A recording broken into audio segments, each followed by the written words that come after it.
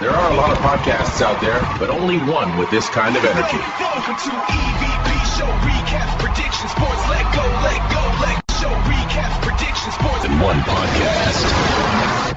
Welcome to EVP Show Recaps, Predictions, Sports, Let go. What's going on, everybody? It's the EVP, CJP from the EVP Show, and we're live for the LFG Season 3, Episode 4 recap show. So, this was pretty much my favorite episode of LFG this season. 3 really good matches. Had some great storylines on the show tonight. Obviously, several of the people that was involved in the matches tonight have been in all 3 seasons of LFG. So, just seeing the transformation from season 1 all the way to the last season. Not the last season, but season 3 has been great. So, just give a minute to get some people in here. I appreciate the people that tuned in earlier also for Sunday Night Scoops. Obviously, like I said, there will be no Scoop show the last Sunday of May, so make sure you tune in next Sunday for Doubleheader Sunday again, and the last Sunday Scoop show of May. But good, we'll go ahead and get started. This is the LFG Season 3, Episode 4 recap show, Sunday night, 11:30 p.m. EST. I started a little bit early, but it's okay. Alright, so let's go ahead and get into it. The episode 4 is titled Walk on the Wild Side. Like I said, for me, even though like we've seen like the Drake Moreau's getting pushed up to AAA, and the Kendall Gray getting pushed up on the first episode, for me this was the best episode. As far as like the in-ring stuff, well, maybe not completely the in-ring stuff, but the storytelling and opposite the coach tonight. The coach tonight was, so we have this season we have Kevin Owens, Natty, Bubba Ray, and Booker T. But they had a special coach for tonight's episode, and it was none other than Terry Taylor, which obviously if you guys don't know who that is, he is a legend in WWE. So it was good seeing him be able to work with the LFG talent tonight. Yeah, so we'll kind of get into that, but he's kind of a big player, or one of the big coaches that's involved in the second match of the night tonight. So, like I said, this is usually a quick recap show. I don't go move for move or anything like that, like I do on the all the other recap shows. This is just kind of a quick recap of everything that went down. As far as the matches, who won, and kind of what I thought about it, and where they're headed now in the show. So the first match of the night is going to see someone that I talked about, who is obviously a big figure in NXT right now on NXT television on Tuesdays. She is known as Mika Lockwood on NXT television, but in LFG she goes by Bailey Humphries. Now I've been following Bailey since season 1. She was, the first season, someone that just she had a lot of power,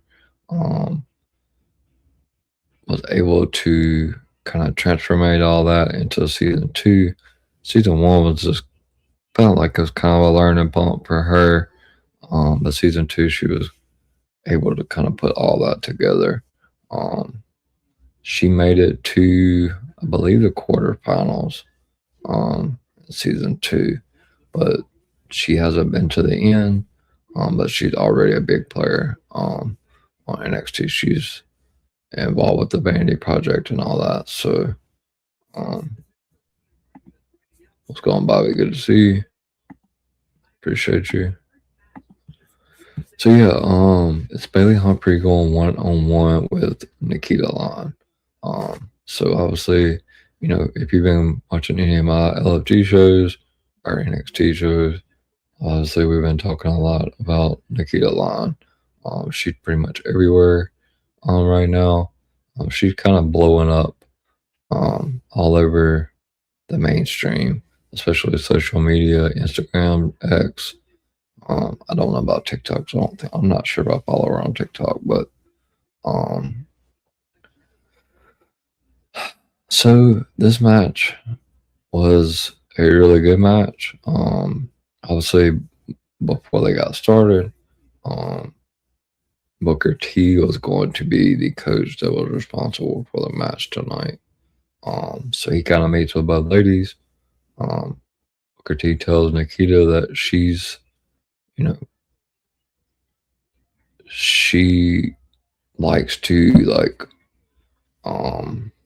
put all the partiness out there and all that. And he said why he respects, that Nikita's kind of a pioneer. Obviously she's got to be the one to lead with everything. Kind of go into, setting the example for Bailey and stuff like that. Yeah, she is. She is improving a lot. So Booker T just tells Nikita, there's a time and a place for all that, but obviously, he's not against what Nikita does is the partiness and all that. But when it comes down to business and in the ring, that she's kind of a pioneer where she can, kind of help guide some of the younger talent. But she isn't old, but she's just been around. She's got the most experience. So this for me was a really good segment because you get to see Booker T kind of break it down for Nikita on, her being the pioneer. What she needs to do. Obviously, she moves very well in the ring, got a lot of power, and a lot of experience. Obviously, Bailey Humphries has experience from LFG and the brief time that she's been on the NXT roster as Mika Lockwood with the Vanity Project. But this was a good match. Bailey ended up getting the pinfall victory over Nikita. It was definitely kind of a hard fought match, but I feel like, after the match, Matt Bloom, he meets with them and, while he's impressed with both ladies, he said, he just felt like there were certain points of the match that both women were kind of holding back, not really showing all their power and all the stuff that they were able to do inside the ring. And Booker T kind of said the same thing, but he just said, overall he was impressed with them, but Nikita is what I said from the beginning. She's kind of a pioneer of LFG and NXT, and she's been involved. Nikita just kind of goes where she needs to go or wherever they need her to go, and she's elevating talent, but she's getting a lot better in the ring. She obviously has that presence and that aura and everything that she needs to have. So she did a really good job of elevating the talent. But I could see what they were talking about, the match. There was some points where kind of both of them were kind of holding back. I didn't think the match was terrible, but obviously, I could see what they're talking about. There were points that, both of them could have done things a little bit differently, but overall, it was a really good match. Bailey ends up getting the pinfall victory over Nikita Lyons on her opening match of the night. So, we'll try to run through this as quick as possible. Obviously, like I said, these recaps for LFG they don't typically go very long. It's only an hour show, so only really so much that we can kind of talk about. So, for the so obviously before the show started, obviously, I didn't really mention this, but they open up with, Walk on the Wild Side, obviously the name of the show. And it kind of opens up with Tate Wilder. Obviously, we saw him last week, and he's obviously a player on NXT as well. They kind of show, dive into his personal life a little bit and talk about how, him and his wife or fiance or whatever she may be, kind of go over the whole like process it was when her and Tate found out that they were going to be having a baby. So it kind of dips over from the professional side into the personal side, and you get to know like Tate on that other level besides, being in the ring and stuff like that. So I definitely enjoyed that. But for the second match of the night, obviously we have someone who is definitely, I would say, and obviously hadn't happened at this present time of the show, but has been released from WWE, which is Chris Allen. He's been on every season of LFG. And, I always thought that he was really good in the ring, but he just kind of lacked that killer instinct. I think that he improved each season, especially from 1 to 2, but just never was that kind of marquee person on the card with all the other people that were involved. So I think he kind of got lost in the shuffle. But Chris Allen is going to be going one-on-one with Tate Wilder. Yes, Tate has a lot of potential. So this is the part where we get to see the WWE. I'm not sure if he's in the Hall of Fame, but he should be if he's not. I'll have to go back and look. But Terry Taylor, he made to a Tate and Chris Allen, and he brings them into another room, puts on a WrestleMania 18 match between Hulk Hogan and The Rock, where Terry Taylor like tells them that at the end of the day, like if you're going to pattern a match where you're one person's a babyface and another person's a heel, and they're trying to like duplicate that story that was told with Hogan and Rock, where Hogan goes in the heel, but the fans start chanting him, cheering for him a lot, and he ends up a babyface by the end of the match, and Rock ends up the heel. Terry Taylor like kind of demonstrates that some of the stuff that went on in that WrestleMania 18 match, how they're able to tell the story with their face. And he said, wrestling is more about the storytelling aspect of what it really, if you can tell a story with your face, by your reactions and, your mannerisms and everything you do inside the ring, that's going to go a lot longer than,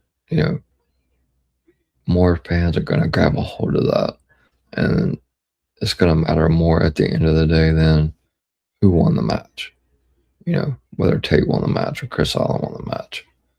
So he kind of, has them watch that match and see kind of how, they shifted with the crowd and they were able to pivot away from how they originally came in the match and tell that story through it from start to finish. And obviously Hogan goes from the heel to the baby face, and Rock goes from the face to the heel. Um, so Tate and Chris Allen obviously watch that match. And obviously both of them talk about that, if you want to pattern yourself a match where, for me and obviously Terry and um, a lot of people in wrestling history think that, that's one of the best matches that, for storytelling wise, on how they were able to pivot with the fans. So that kind of teaches you how great both of them were at telling a story, how great they were being able to pivot, switching characters mid match. Because at that point you kind of have to book the match on your own, like on the fly. So Hogan and Rock were able to do that very well for 18. So yeah, we get Chris Allen and Tate Wilder, and they did an okay job. It definitely wasn't WrestleMania 18 worthy. But you can tell that they really put in a lot of effort and a lot of work into trying to formulate what they watched from WrestleMania 18. And like I said, Chris Allen's always been a very hard worker, but just never really gotten over that hump since he's been on LFG. And obviously, unfortunately, he is one of the people that have been released from WWE. Now, Tate Wilder, obviously, the show opened up about him when the show opened up about his personal life and having the baby. He's obviously on the NXT roster right now, so the potential there. He's an athletic freak, super muscular, moves well in the ring, got a lot of personality, able to show that personality out there for the fans. Sometimes I think it's a little too much personality, but that's how I think.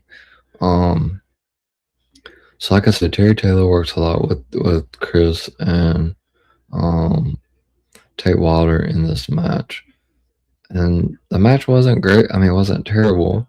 It was a pretty good match. It was very long and drawn out.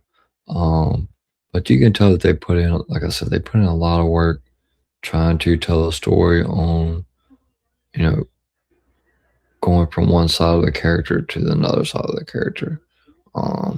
So I will give them credit for that, because that is something that is extremely hard to do. So they definitely did their best to duplicate, what they watched from Hogan and Rock from 18. Obviously, Tate Wilder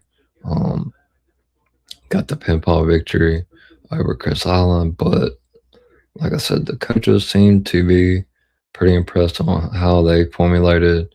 Terry Taylor was pretty impressed on how they formulated that WrestleMania 18 match into how they played as characters tonight in their match on LFG. So shout out to them for that. All right, so we're going. Appreciate it, Bobby. Yeah, I can't talk like super, super loud where I am, so hopefully you guys can hear me really good. Thank you. So we'll get to the main event. Like I said, this isn't a long recap show, so it never is. But we have Chantel Monroe.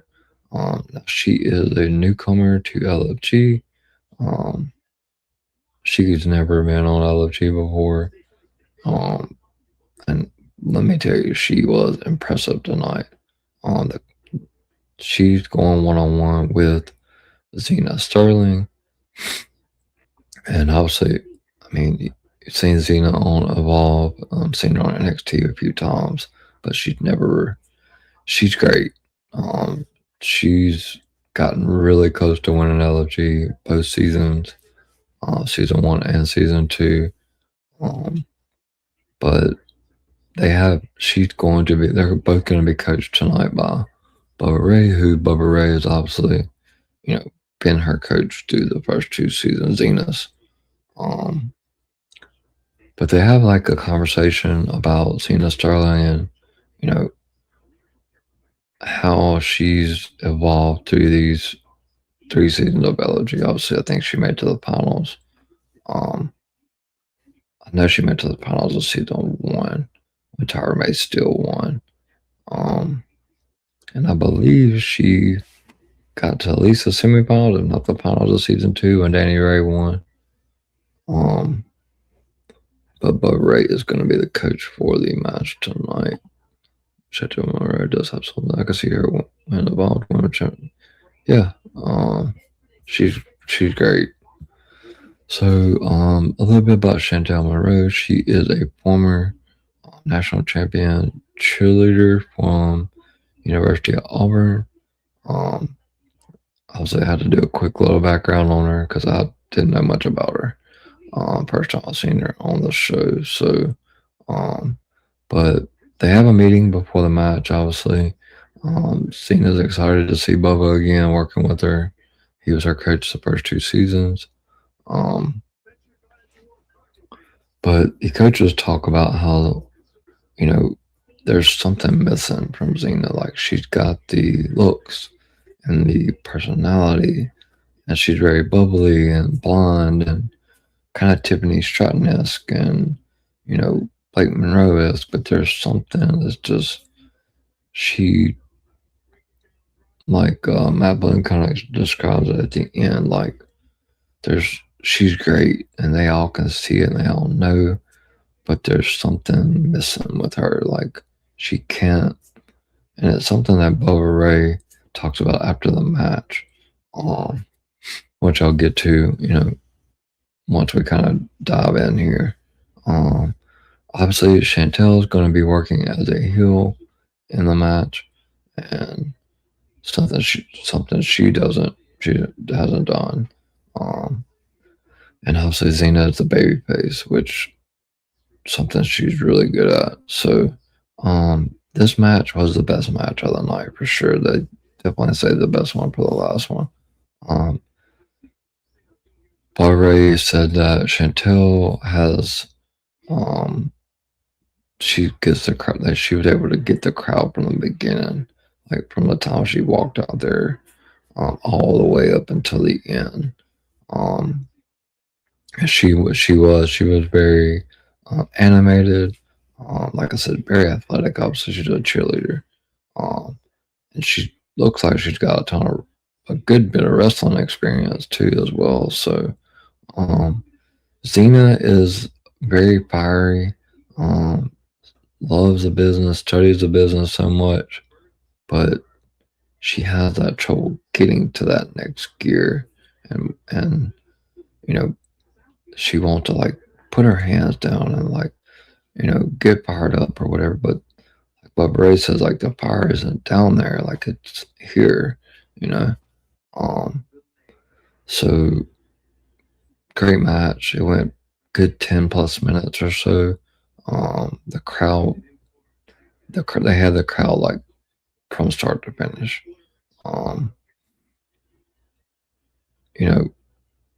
Chantel was playing a great heel in this match. And Xena had a really great showing. I think towards the end, Xena kind of went into that next gear, that next level, but she waited to the very end of the match, but the match was great. Like I said, there was, they had the crowd from start to finish. There was no lull spots where, you're wondering if the crowd is like watching or they're not watching. They did a phenomenal job with that. Obviously, Chantel Monroe picked up the win over Xena Sterling in the main event. And then Bubba Ray met with Chantel and Xena after the match. And Bubba Ray asked Chantel, like, how do you feel you did in the match? And she's like, oh, well, I feel like I did okay, but there's some things I feel like I could do better, like the strikes and stuff like that. And he told her, like, both of you ladies killed it. He complimented Chantel's, ring presence and the way she was able to grab attention of the fans like, who is this chick, you know? At the end of the day, he said that's the most important thing. So, good seeing Chantel. She's looks like she has a bright future. And then we get to Xena, and Bubba's, like, oh, how you think you did? And she's like, oh, well, there's a couple spots that, I feel like I can improve on, but overall, I feel like, Reed did really well. Yes, Elijah Holyfield is on this season as well. I think he's recovering from an injury from last season, though. So, but he is on this season. I know he's dating Xena Sterling, so or he was. I don't know if he still is, but so Bubba Ray talks to Xena and says, "Hey, this is what I'm kind of talking about. Like, you did great out there, obviously, but like she was like throwing her hands down, like trying to bring power from the from the ground. You're welcome. But obviously, like that's not what you're supposed to be doing. Like you got to bring the intensity up here instead of going down there." And Bubba Ray just told her like you got to work on finding that next gear. And like I said, that's all the coaches and Shawn Michaels and Matt Bloom, all of them have been waiting for Xena to get to that next level and be able to tell, find that gear and just be able to go to that gear. They haven't been able to do that. So, she hasn't been able to do that. But like I said, Matt Bloom meets with Xena, obviously impressed with the match, but obviously Matt Bloom says the same thing. Like there's something with Xena that's great, but she struggles. There's something missing, and they just don't know what it is. So that's kind of the, and Bubba Ray, he agrees. He's like, look, like I don't blame Shawn, I don't blame Matt, I don't blame anybody for not pushing Xena, over already to NXT because there's some things she needs to work on, and that's finding that next gear and, to some of the ring mannerisms that she does. So, but yeah, overall was a great show. I enjoyed it. I got to see 3 really good matches. Like I said, for me, this was the best show this season so far. But yeah, that's pretty much it. So we had Bailey Humphries defeat Nikita Lyons in the first match. And then Terry Taylor, the special guest for the evening. We saw Tate Wilder defeat Chris Allen. And then in the main event, Chantel Monroe defeated Xena Sterling.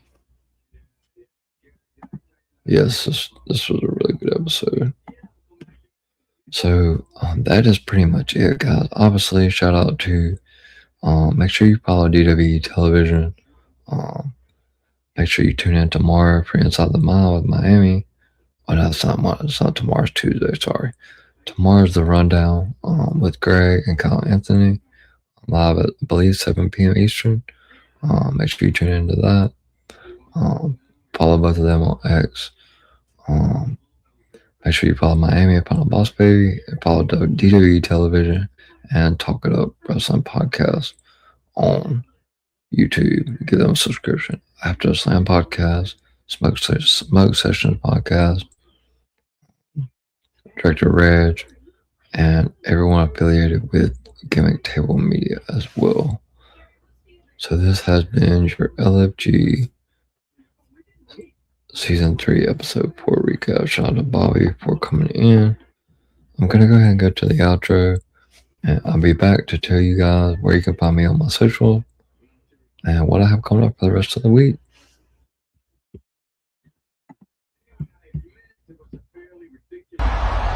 Wrestling has more than one royal family.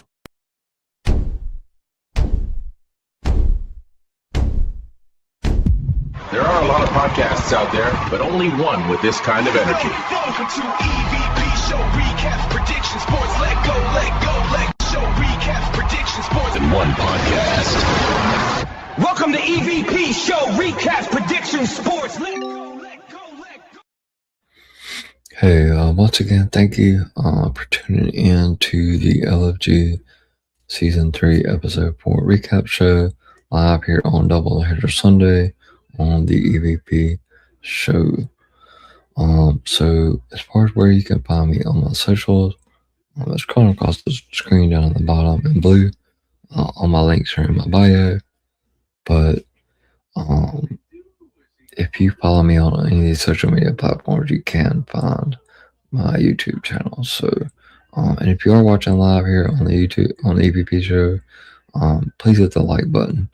And if you guys go back and watch the stream, please hit the like button on the stream. That helps me in the algorithm and all of that. So, I would appreciate that. So, but on social, if you're looking for me on X, you can find me at EVPCJP. And once you follow me, I'll follow you back. You just go up all the way to the top of my X page, and my YouTube page is pinned at the top of my page. So yeah, and just if you ever get a chance, just hit that retweet button and share it with your friends. If you enjoy the content, they're gonna share it with your friends. They may enjoy the content. They can hit the subscribe button. Come join you in the comments almost every day for fresh content every single day. So on Instagram, you can find me at EVPCJP. It is a business account. It's just, I promote all the videos there from the upcoming streams, where you can find a lot of videos on there. But yeah, you can follow me on Instagram. My YouTube page is pinned in my bio. Then also TikTok, you can find me at Brady the Goat 21. That's at BRADYDA Goat 21.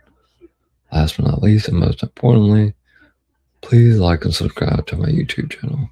And like I said, you can find my YouTube channel on all three of these platforms. But if you cannot find them, and if you are subscribed, please hit that notification bell and come join me daily for wrestling content. But if you can't find it, you just go to the search bar and type in at the EVP show, and you will be able to find my channel.